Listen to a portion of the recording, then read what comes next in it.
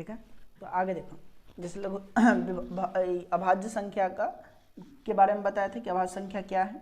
उसके बाद विभाजन नियम बताएं कि 2 से कौन कौन भाग लगेगा, फिर 3 से कौन कौन भाग लगेगा, 5 से और 7 का, 7 से विभाजन नियम। उसी तरह है 11 का विभाजन नियम भी देख ही लो, 11 का, ठीक है।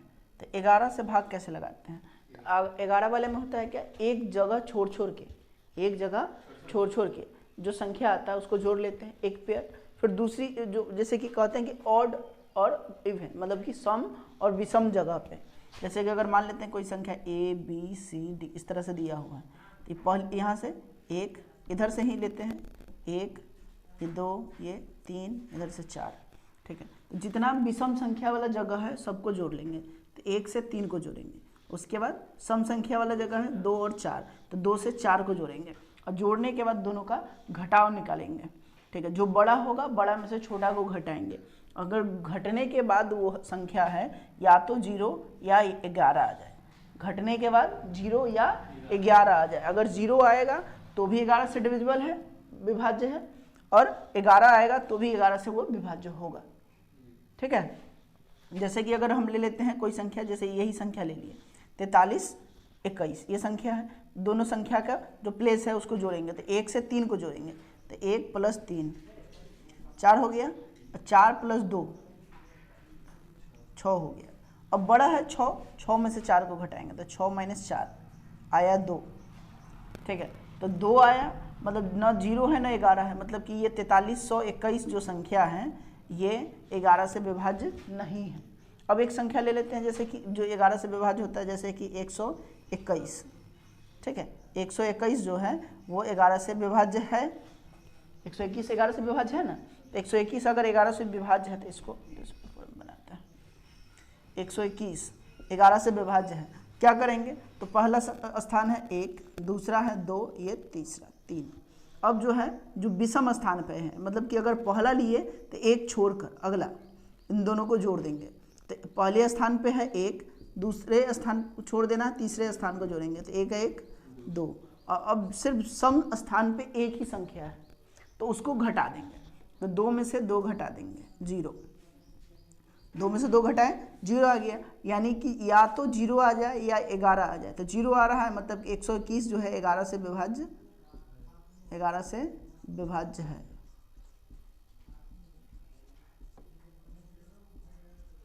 ठीक है। तो इस तरह से विभाजन नियम है। तो सिंपली याद रखेंगे क्या, 2 वाले में क्या कि लास्ट का अंक यानी कि अंतिम अंक 0 2 4 6 8 होगा तो 2 से विभाज्य होगा। 3 से 2 जितना भी संख्या दिया रहेगा सभी के अंकों को जोड़ेंगे, अंकों को जोड़ने के बाद जो संख्या आएगा उसको 3 से हम पूरा भाग अगर देंगे, अगर पूरा कट जाता है तो 3 से विभाज्य होगा। 5 वाले में कि अगर अंतिम अंक किसी भी संख्या का अंतिम अंक 0 और 5 होगा तो 5 से विभाज्य होगा। 7 से विभाज्य वाले में कि अंतिम अंक को 2 से गुना करके पहले वाले अंक से घटा देंगे, अंतिम अंक को 2 से गुना करके पहले वाले अंक से घटा देंगे। घटाने के बाद जो संख्या आएगा अगर वो 7 के से पूरा विभाज्य है, छोटा 2 अंक में ले आएंगे, जब तक 2 अंक में ना आ जाए तब तक आसान नहीं होगा उसको बनाना। तो 2 अंक में लाने के लिए हर बार क्या करना है कि कोई भी संख्या दिया हुआ है उसको 2 पार्ट में बांट देना है। पहली संख्या में 1 अंक ले लेना है, यूनिट अंक, और उसके बाद जो बाकी सब बचा है उसमें जो है बाकी सभी अंक को टी मान लेते हैं। पहले वाले अंक को दोगुना करके उससे बाद वाला जो अंक है उससे घटा देते हैं। घटाने के बाद जो संख्या आता है उसको 2 अंक में लाने की कोशिश करेंगे। हर बार यही प्रोसेस करते हुए, विधि लगाते हुए 2 अंक में लाएंगे, और 2 अंक का जो संख्या है उसको पहचान सकते हैं आसानी से कि 7 के पहाड़ा में आता है या नहीं। अगर पहाड़ा पढ़ ले तो 70 तक का तो आ जाएगा, ठीक है। उससे ऊपर का होगा तो उससे ऊपर का हम जो है गुना करके या भाग करके उसको हम पता कर लेंगे आसानी से कि 7 के पहाड़ा में आता है या नहीं। तो इस विभाजन नियम है। अब जो है अभाज्य गुणनखंड हम इसमें लगा के किस तरह से इसका वैल्यू निकालते हैं। तो पहले 2 से लगाएं तो देख रहे हैं कि लास्ट का अंक अंतिम अंक 2 है, मतलब कि 2 से कटेगा तो 2 लगा लिए।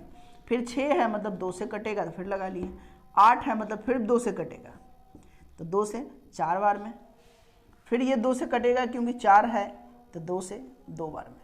अब लास्ट जो है इसको और काट सकते हैं तो काट लेते हैं। अब कट के 1 आ गया, 1 आ गया मतलब यहीं पे छोड़ देंगे, कैलकुलेशन खत्म हो गया, क्योंकि 1 जो है अभाज्य संख्या नहीं है, और एक छोटा है। अब इसको इससे छोटे संख्या से हम अभाज्य संख्या से इसको भाग नहीं कर सकते, तो इतना तक छोड़ देंगे। बाकी सब जो बचा हुआ है तो लिख लेंगे इसको। तो 2 कितना बार है, 1 2 3 4 5, तो 2 जितनी बार है उसका पावर हो गया 5, ठीक है। तो 2 5 बार है तो 2 का पावर 5, ये इसका अभाज्य गुणनखंड हो गया, ठीक है। तो इसी तरह अभाज्य गुणनखंड निकाले। अब इसी संख्या का जो है वृक्ष रूप में गुणनखंड निकालना है, ठीक है। तो अभी जो है अंक गणित का आधारभूत प्रमेय वाले में जो है बताता है कि किस तरह से अभाज्य संख्या का गुणनखंड विधि से हम गुणनखंड वृक्ष बनाते हैं।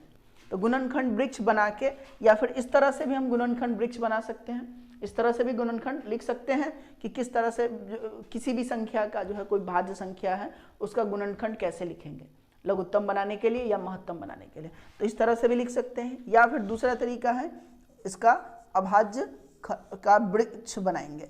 वृक्ष बनाने के लिए क्या करेंगे, जो संख्या है उसको बीच में लिख लेंगे। ये किससे कट रहा है, तो ये कट रहा है पहले 2 से, तो 2 रख लेंगे। अब 2 से काटने के बाद यहाँ क्या आएगा तो उसको लिख लेंगे। तो 2 से कटने के बाद ये यहाँ पे आएगा 16 लिख लीजिए। फिर ये जो है 2 से कट रहा है तो फिर 2 से लिख लेंगे, ठीक है, 2 लिख लिए। फिर उसके बाद ये 2 से कटा कितनी बार में, 8 बार में, तो 8 लिख दिया। फिर ये भी जो है 8 फिर 2 से कट रहा है तो 2 यहाँ लिख दिया। फिर इसके नीचे कितनी बार में कटा, तो 4 बार में, इसको नीचे लिख दिया। फिर ये 4 जो है फिर 2 एक अभाज्य संख्या उससे कट रहा है तो 2 बार में, तो फिर यहाँ 2 लिख दिया।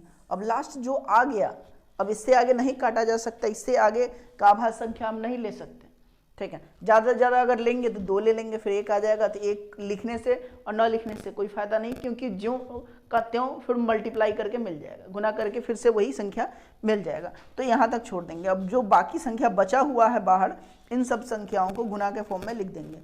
जैसे 32 का हो जाएगा 2 गुने 2 गुने 2 गुने 2 गुने 2, यानी कि 2 ही आया है 5 बार। तो इस तरह से हम इसका वृक्ष बनाते हैं, गुणनखंड वृक्ष, ठीक है। तो गुणनखंड वृक्ष क्यों जरूरी है, तो गुणनखंड वृक्ष जो है लघुत्तम या महत्तम निकालने के लिए जरूरी है। गुणनखंड वृक्ष हम या तो इस तरीके से भी बना सकते हैं या फिर इस तरीके से भी बना सकते हैं, ठीक है। गुणनखंड वृक्ष इस तरीके से भी या इस तरीके से बना सकते हैं, ठीक है। तो दोनों तरीके से गुणनखंड वृक्ष बना लेंगे। ये गुणनखंड वृक्ष समझ में आया, ठीक है। तो आगे उतारिए, फिर आगे चलते हैं।